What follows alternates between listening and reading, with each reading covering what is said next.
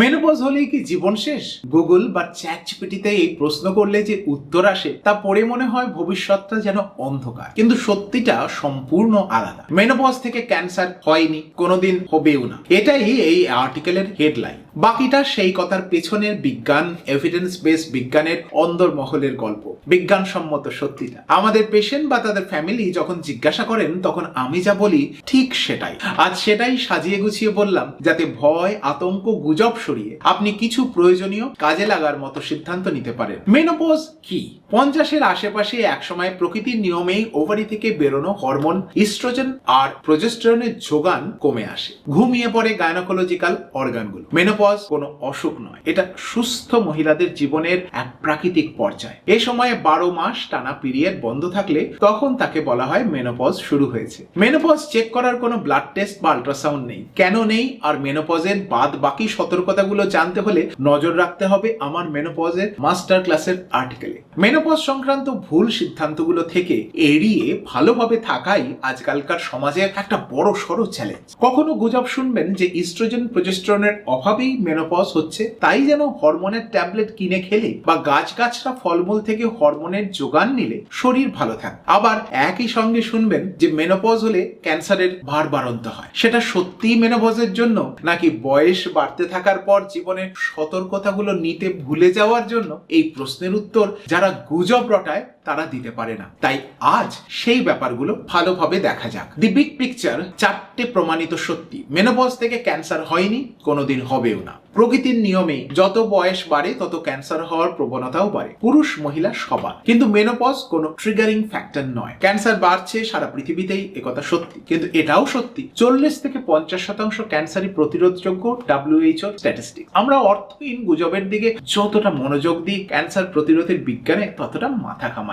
তাহলে মনে প্রশ্ন আসা স্বাভাবিক, বয়স বাড়লে ক্যান্সার বাড়ে কেন? এই প্রশ্নের উত্তর পেতে একটা পরিভাষা জানতে হবে মেডিকেল সায়েন্সে, যাকে বলা হয় লাইফ টাইম এক্সপোজার। সহজ উদাহরণ দিয়ে একটা, 25 বছর বয়সে কেউ যদি ছোটবেলা থেকে ডিম খেয়ে আসেন, তার ডিম খাওয়ার এক্সপোজার ধরুন 24 বছর। 30 বছর বয়সে সেটা 29 বছর। বয়স বাড়লে এক্সপোজার বাড়ে, হরমোনের জন্য, পরিবেশে কেমিক্যালের জন্য, সবকিছুর জন্যই। এই এক্সপোজার গুলোর কারণেই বয়স বাড়লে ক্যান্সারের সম্ভাবনা বাড়তে পারে। তার মানে এমন নয় যে বয়স বাড়লেই ক্যান্সার হবে, কিন্তু কৌশলগতভাবে জানতে হবে কিভাবে সেই রিস্কগুলো কমানো যায়। কোন ক্যান্সার কতখানি বাড়ে বা কমে, এর পরের তথ্যগুলো জেনে একদমই ভয় পাবেন না, কারণ প্রত্যেকটি সমস্যার পাশেই আছে সমাধানের সঠিক রাস্তা। সমাধানগুলো জানলেই জীবনও সহজ। প্রথমে ইউট্রাস ক্যান্সার। মেনোপজের পরে কি বাড়ে? হ্যাঁ বাড়ে, কিন্তু দায়ী কি মেনোপজ? অবশ্যই না। দায়ী হলো লং টার্ম ইস্ট্রোজেনের লাইফ টাইম এক্সপোজার। বয়স বাড়লেই হরমোনের লাইফ টাইম এক্সপোজার বাড়ে, এটা স্রেফ অঙ্ক। এখানেই আমরা সবাই খেলাটাকে ভুল ভাবে দেখি। গুজব ওঠে অপরাধী যেন মেনোপজ। ইস্ট্রোজেনের লাইফ টাইম এক্সপোজার কমাবেন কি করে? মেনোপজের পরে ইস্ট্রোজেনের সব থেকে বড় যে কারখানা ওভারি, মেনোপজে সে তো বন্ধ। তাহলেও কেন বেড়ে যাচ্ছে ইস্ট্রোজেন? শরীরে বাড়তি ওজন থাকলে প্রতিটি ফ্যাট সেল থেকে তৈরি হচ্ছে প্রচুর পরিমাণে অসংখ্য ইস্ট্রোজেন। সতর্ক না থাকলে খাবার দাবারের ন্যাচারাল সোর্স থেকেও বালতি বালতি ইস্ট্রোজেন আসছে অজান্তে। পরিবেশের নানা রাসায়নিকের মধ্যে ঢুকে আছে ইস্ট্রোজেন, একসঙ্গে এগুলোর নাম ইটিসি। মেনোপজের ওপর অভিমান না করে কমাতে হবে এই বাড়তি ইস্ট্রোজেন। ইটিসি নিয়ে আছে আমার আলাদা আর্টিকেল, লিংক রইল নিচে। বয়স বাড়লেও ডায়াবেটিসও বাড়ে। ডায়াবেটিস থাকলে এই ইস্ট্রোজেনের ক্ষতিকর প্রভাব আরো যেন বেশি হয়। তাই সতর্ক হতে হলে মেনোপজ নিয়ে আতঙ্কিত না হয়ে নজর দিন সঠিক ওজন বজায় রাখায় এবং ডায়াবেটিস থাকলে তার কন্ট্রোলে। আর মেনোপজের পর ব্লিডিং হলেই ফেলে না রেখে চেক করিয়ে নিন। তারপর ওভারিয়ান ক্যান্সার। ওভারিয়ান ক্যান্সার বেশি হয় 50-এর দশকের শেষের দিকে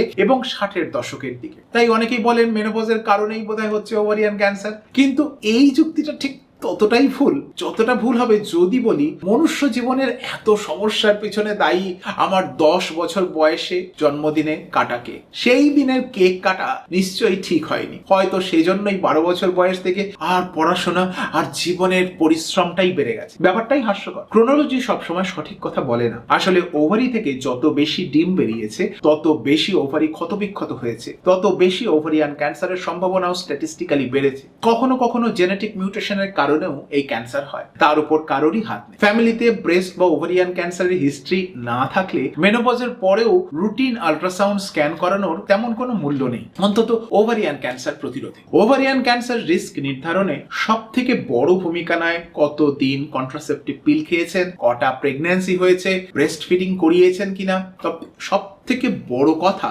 ফ্যামিলি হিস্ট্রি থাকলে ডাক্তারের পরামর্শে 40-এর পর থেকে শুরু করতে হবে রুটিন আল্ট্রাসাউন্ড স্ক্যান আর বিশেষ কিছু ব্লাড টেস্ট।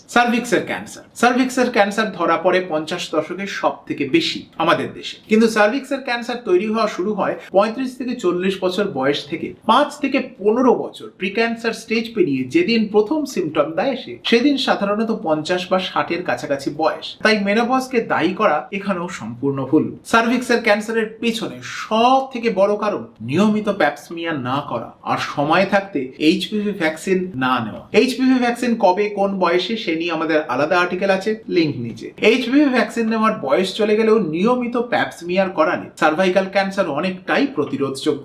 সঠিক সময় ধরা পড়লে সম্পূর্ণ সুস্থ হওয়া সম্ভব। ভালভা বা ভ্যাজাইনাল ক্যান্সার এটি মহিলাদের বিরলতম গায়নোকোলজিক্যাল ক্যান্সার। ভ্যাজাইনার গঠন এমনই যে সে নিজে থেকেই নিজেকে পরিষ্কার পরিচ্ছন্ন রাখে। কখনো ভ্যাজাইনাল ওয়াশ বা আর্টিফিশিয়াল পদ্ধতি ব্যবহার করে তার স্বাভাবিক স্বাস্থ্য নষ্ট না করলে বেশিরভাগ মহিলাকেই এই সমস্যায় ভুগতে হয় না। সংখ্যার দিক থেকে এই ক্যান্সার মেনোপজের পরে একটু বেশি দেখা যায় ঠিকই, কিন্তু মেনোপজ এর কারণ নয়। একটা কথা মাথায় রাখুন, অকারণে ফিরে ফিরে আসা বারবার ভালভার চুলকুনি, ক্রনিক স্কিন কন্ডিশন বা বছরের পর বছর ফাঙ্গাল ইনফেকশন এগুলো মনে করে ভুল চিকিৎসার মধ্যে থাকলে দেরি হয়ে যেতে পারে। এই ধরনের সমস্যা অবহেলা না করে চেক করিয়ে নেওয়াটাই বুদ্ধিমানের কাজ। মেনোপজ নিয়ে যা কেউ বলে না, ক্যান্সারের ঝুঁকির কথা বললাম, এবার অন্য দিক থেকে একটু দেখা যায়। মেনোপজে আসলে অনেক সমস্যারই সমাধান হয়ে যায়। যারা ধরুন এন্ডোমেট্রিওসিসে দশকের পর দশক ভুগেছেন, কঠিনভাবে ভুগেছেন, তারা অপেক্ষায় বসে থাকেন কবে আসবে মেনোপজ, কারণ তারপরই মিলবে ব্যথা যন্ত্রণা থেকে মুক্তি। ফাইব্রয়েড থাকলে বছরের পর বছর ব্লিডিং, অ্যানিমিয়া, তলপেটের যন্ত্রণা, এই সব সমস্যা একদিন ঠিকঠাক চলে যায়। প্রায় 40 বছর প্রতি মাসে পিরিয়ডের সময়ের ঝামেলার দিনগুলো একদিন উঠাও। শান্তিতে যেতে পারবেন হলিডেতে, কাজে, নিজের নানা প্ল্যানে প্রোগ্রাম। মেনোপজের পরে এতটাই স্বস্তি মেলে যে অনেক মহিলাই বলেন মেনোপজকে অকারণেই আমরা বড্ড বেশি দোষী ঠাউরে ফেলেছি। আজকাল এক আধুনিক মহিলা তার জীবনের একটা বড় সময়, বলা চলে প্রায় অর্ধেক সময় অতিবাহিত করবেন মেনোপজের পরেই। তাই নিজের শরীর আর মনকে তৈরি করতে হবে সেই জীবনের ভালো দিনগুলোর জন্য। প্র্যাকটিক্যাল টিপস এখান থেকেই শুরু করুন। 1. মেনোপজকে মানিয়ে নিন, তার সঙ্গে লড়াই করবেন না। পিরিয়ডকে রিস্টার্ট করার চেষ্টা করবেন না ভুলেও।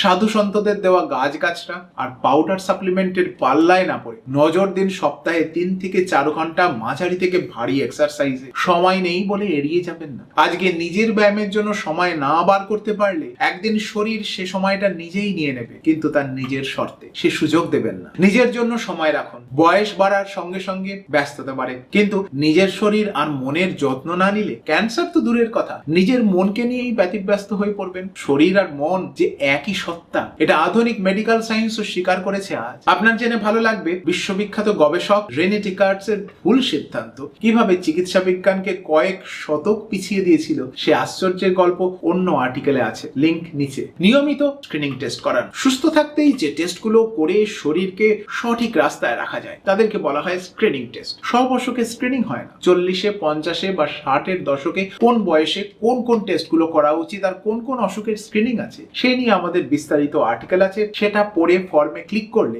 আপনার ইমেইলে সরাসরি পৌঁছে যাবে এক পিডিএফ লিস্ট। হয়তো চট করে সে লিস্টের উপকার বুঝতে পারবেন না, তবে কিছুদিনের মধ্যেই সে লিস্ট পথ দেখাবে আপনাকে। ফ্যামিলি হিস্ট্রিতে নজর রাখুন। নিজে বা পরিবারের কারোর ব্রেস্ট বা ওভারিয়ান ক্যান্সার হলে 40-এর পর থেকে আপনার দরকার সম্পূর্ণ আলাদা ধরনের স্ট্র্যাটেজি। তার মানে এমন নয় আপনিও ক্যান্সারে আক্রান্ত হবেন, তবে সময় থাকতে পদক্ষেপ নিলে হারিয়ে দেওয়া সম্ভব পৃথিবীর অনেক জটিল সমস্যাকে। নেক্সট, রেড ফ্ল্যাগ সিম্পটম গুলো সময় থাকতে চিনে রাখুন। মেনোপজের পরে ব্লিডিং, ব্রেস্টে কোনো লাম্প, পেট ফোলার সমস্যা, কনস্ট্যান্ট অ্যাসিডিটি যা কমতেই চাইছে না, বা অকারণ ভ্যাজাইনাল ডিসচার্জ, এগুলো দেখলে অবহেলা না করে একবার অন্তত ডাক্তারের কাছে গিয়ে ভালো করে চেক করে আসুন। এই 26 বছরের মেডিকেল প্র্যাকটিসে যা দেখেছি, যত জানবেন তত ভালো থাকবেন। আমরা ডাক্তার বিজ্ঞানের আলোয় আপনাকে ঠিক রাস্তাটা দেখাতে পারি, কিন্তু ভারতের চিকিৎসা ব্যবস্থার বাস্তব বাস্তবটা হলো এখানে ডাক্তার দেখানোর পর বেশিরভাগ সিদ্ধান্ত নেওয়া হয় বাড়িতে ফিরে, পরিবারের সঙ্গে বসে, চায়ের কাপ হাতে, প্রতিবেশীর কথা শুনে বা ইন্টারনেটে গুজব দেখে। সেই সন্ধ্যাবেলা চায়ের কাপ হাতে যখন আপনি ভাবছেন কি করবেন, তখন যেন বিজ্ঞানের কথাটাই মনে থাকে, গুজবের কথা নয়। তাই আজই এক ছোট সিদ্ধান্ত নিন। প্যাপসমিয়ার কবে করাবেন ঠিক করুন। ফ্যামিলি হিস্ট্রি থাকলে ডাক্তারের সাথে একবার কথা বলুন। ব্যায়ামের জন্য এই সপ্তাহে অন্তত একটা দিন আলাদা রাখুন। জানুন, বুঝুন আর নিজের ব্যাপারে নিজের সঠিক সিদ্ধান্ত নিতে শিখুন। আজ এই পর্যন্তই। শিগগিরই দেখা হবে নতুন আরেকটা রিসার্চ আর্টিকেল নিয়ে। এই আর্টিকেল আপনাদের হেল্প করলো কিনা নিচে লিখে জানাতে ভুলবেন না যেন।